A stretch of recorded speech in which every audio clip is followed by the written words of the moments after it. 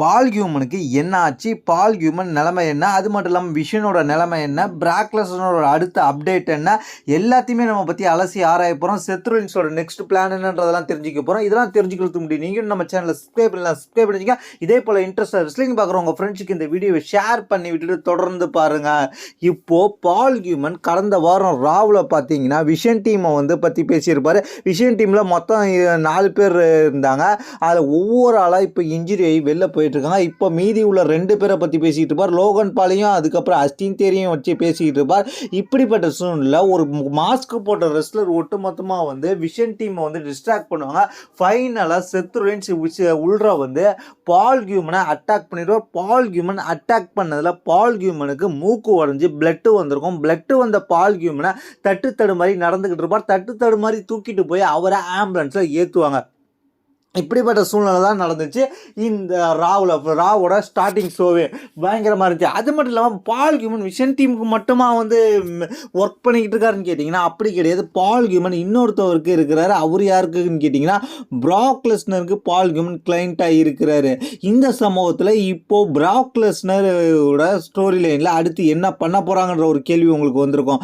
ஏன்னா பால் human injury ஆகிருக்கிறாரு. பால் human injury ஆனதுனால விஷனோட story line அடுத்து எப்படி போக போகுது? பிராக் லெஸ்னரோட ஸ்டோரி லைனில் ஓப்பன் சேலஞ்சுக்காக பால் ஹியூமன் பேசி வச்சிருக்காரு. அந்த ஓப்பன் சேலஞ்சை அக்செப்ட் பண்ணி யார் வர போகிறா? இந்த கேள்வியெல்லாம் உங்களுக்கு வந்திருக்கும். இந்த கேள்வியை நம்மளுக்கு பதில் கொடுக்குற மாதிரி WWE ஒரு சின்ன ஹிண்ட்டும் கொடுத்துருக்காங்க. பால் ஹியூமன் இன்ஜுரியாகி ஆம்புலன்ஸில் WWE ஏற்றி அனுப்புவாங்க.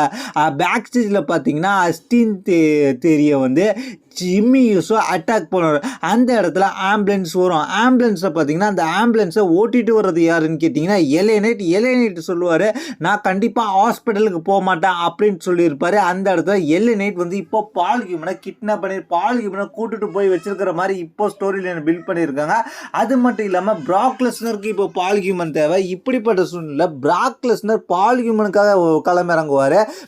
பால் ஹியூமனுக்காக வரும்போது அந்த இடத்துல பால் ஹியூமன் வச்சிருக்க எல்ஏ நைட்டும் பிராக் லெஸ்னருக்கும் ஒரு சின்ன கான்ட்ரவர்சி உருவாகும். அதனால வர ரெசல்மேனியாவில் பிராக் லெஸ்னரோட ஆப்பனண்ட்டாக இப்போ எல்ஏ நைட்டை உருவாக்கி ஸ்டோரி லைனை பில்ட் பண்ண ஆரம்பிச்சிட்டாங்கன்றது இப்போ கிளியர் கட்டாக தெரிஞ்சிருச்சு. இதனால எல்ஏ நைட்டுக்கும் பிராக் லெஸ்னருக்கும் ஒரு ஸ்டோரி லைன் வரப்போகுது. அப்போது செத் ரோலின்ஸோட நிலைமை என்ன ஆகும்னு கேட்டிங்கன்னா செத் ரோலின்ஸ் வர்சஸ் விஷன் என்ற ஸ்டோரி லைன் நடக்க போகுது.